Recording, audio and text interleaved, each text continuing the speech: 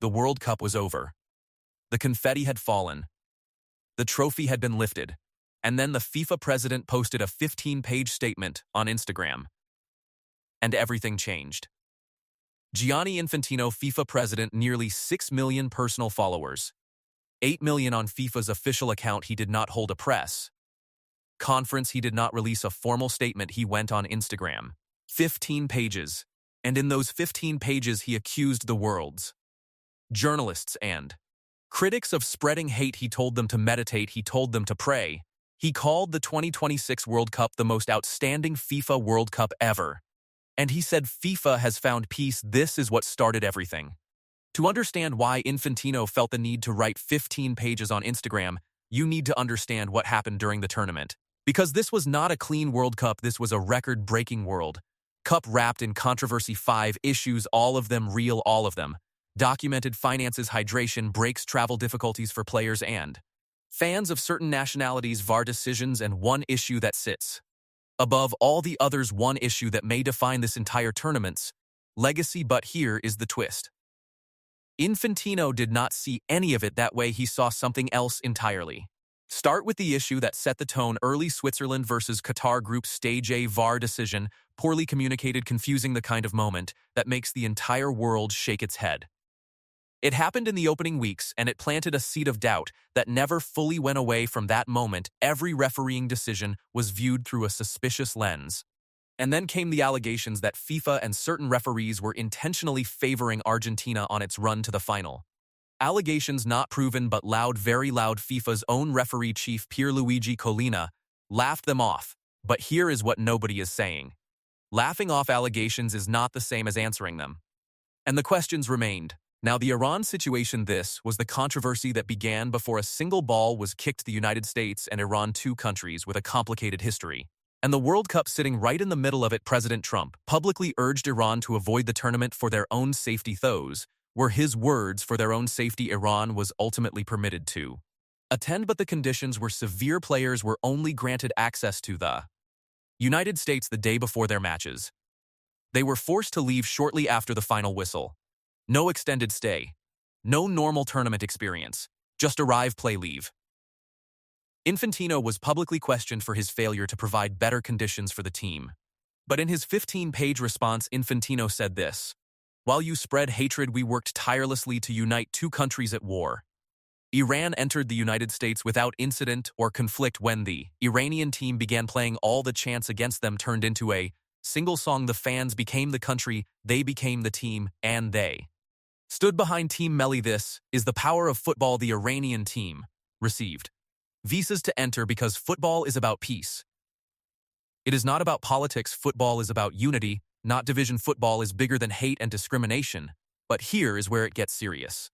The Folarin Balogun situation. Usment striker red card issued during the tournament. Standard process, standard procedure.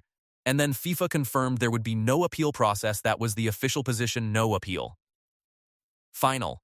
And then, following a conversation with the White House and President Trump, FIFA overturned the red card. Days after confirming there would be no appeal. This is not a small moment. Sports Illustrated described this as perhaps the primary issue of the entire tournament from a soccer perspective. Norway's Football Association is expected to submit a formal complaint. And Infantino's response? He compared it to domestic leagues. He said arguable referees' decisions or strange disciplinary rulings, such as potentially mistaken red or yellow cards or subsequent decisions not to ban players in certain situations, are routine and widely accepted in some of the biggest leagues worldwide. Then he added, it is curious that the same countries employing these practices are the ones criticizing. Read that again.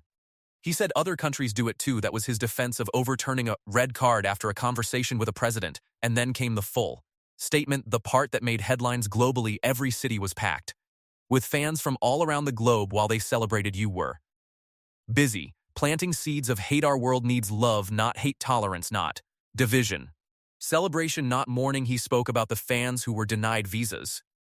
You mentioned the few people denied visas and overlooked the millions who were approved from all parts of the world. Because football unites the world, and it was demonstrated impressively this summer. He spoke about Haiti.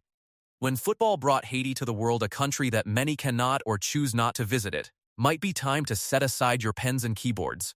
and show some respect to the teams that played with their hearts. And then the line that stopped everyone. To those spending their time and energy hating us, please take a moment to reflect, meditate, pray, or watch a football match and truly observe the faces, the eyes, the emotions. Because only our beautiful game can deliver such an extraordinary show. Here is what nobody is saying loudly enough. Infantino is not wrong about the positive moments the tournament was.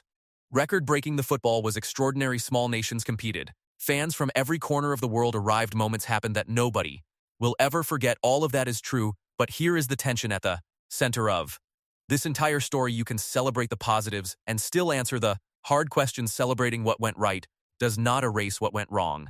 And writing 15 pages on Instagram telling your critics to meditate and pray is not the same as accountability. One does not cancel the other. Both things can exist at once. The tournament was beautiful and the Balogun situation deserved a real answer, not a comparison to domestic leagues. A real answer.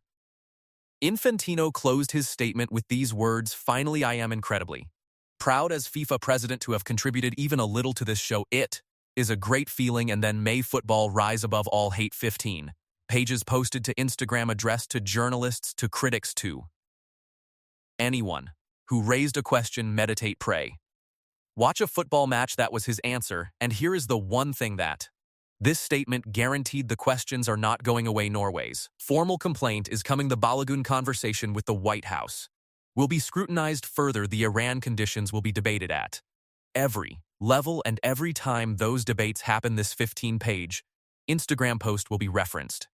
Because Infantino did not close the conversation. He opened it wider.